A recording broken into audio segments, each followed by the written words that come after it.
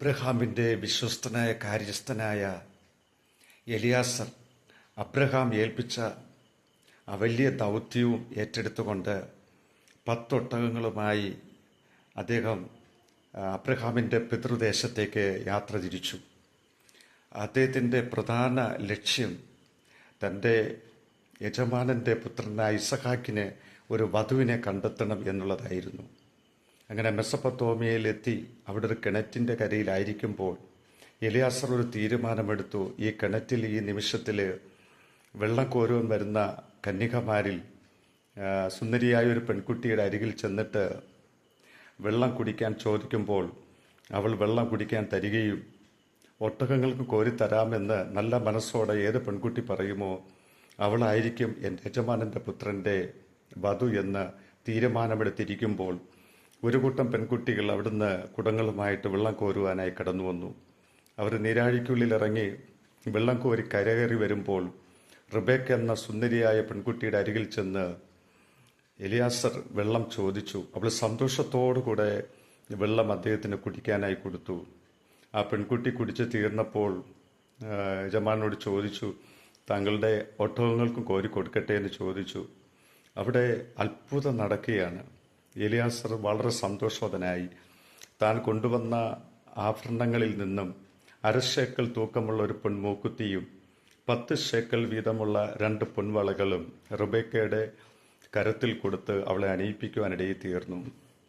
ഇന്ന് ഇതേപോലെ ദാഹജലം കേൾക്കുമ്പോൾ, ഇതുപോലെ വൃദ്ധരായവർക്ക് അവരുടെ സഹായങ്ങൾ അഭ്യർത്ഥിക്കുമ്പോൾ കണ്ടിട്ട് കാണാതെ പോകുന്ന അനേക വ്യക്തികളെ കാണാൻ കഴിയും. എന്നാൽ ഇവിടെ സന്തോഷത്തോടുകൂടെ അവൾ ചെയ്ത സൽപ്രവൃത്തിക്ക് ആ നിമിഷം തന്നെ അതിൻ്റെ 10,000 മടങ്ങ് വിലപിടിപ്പുള്ള സമ്മാനമാണ് അവൾക്ക് ലഭിക്കുന്നത്. ആ നിമിഷം തന്നെ അവൾ അവളുടെ മാതാവിൻ്റെ അരികിൽ ചെന്ന് വിവരങ്ങൾ അറിയിക്കുകയും സഹോദരനും കൂടെയുള്ളവരും ആ എലിയാസിൻ്റെ അരികിൽ കടന്നു വരുന്ന സന്തോഷത്തോടുകൂടെ യഹോവയാൽ അനുഗ്രഹിക്കപ്പെട്ടവൻ എന്ത് പുറത്തു നിൽക്കുന്നു അകത്തു വരുവാനായി ക്ഷണിച്ചു. അവരുടെ ഒട്ടകങ്ങൾക്ക് വയ്ക്കോലും അവർക്ക് പാർപ്പാനിടവും ഭക്ഷണവും കൊടുക്കുവാനായി തരാമെന്ന് പറഞ്ഞ് സന്തോഷത്തോടെ ക്ഷണിച്ചു. അവിടെ വെച്ച് എലിയാസർ ഭക്ഷണം കഴിക്കുന്നതിന് മുമ്പേ പറഞ്ഞു, ഞാൻ വന്ന കാര്യം ഞാൻ അറിയിക്കാൻ ആഗ്രഹിക്കുന്നു. ദൈവം ഇത്രത്തോളം ഞങ്ങളെ സഹായിച്ചു.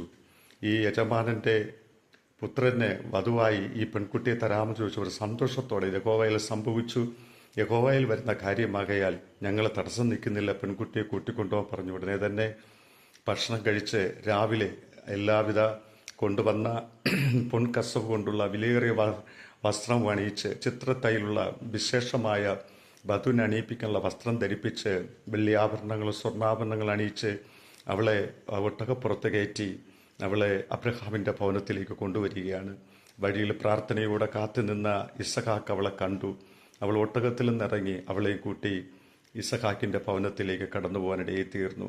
ഒരു നല്ല പ്രവൃത്തി ചെയ്താൽ നിശ്ചയമായ പ്രതിഫലം ലഭിക്കും.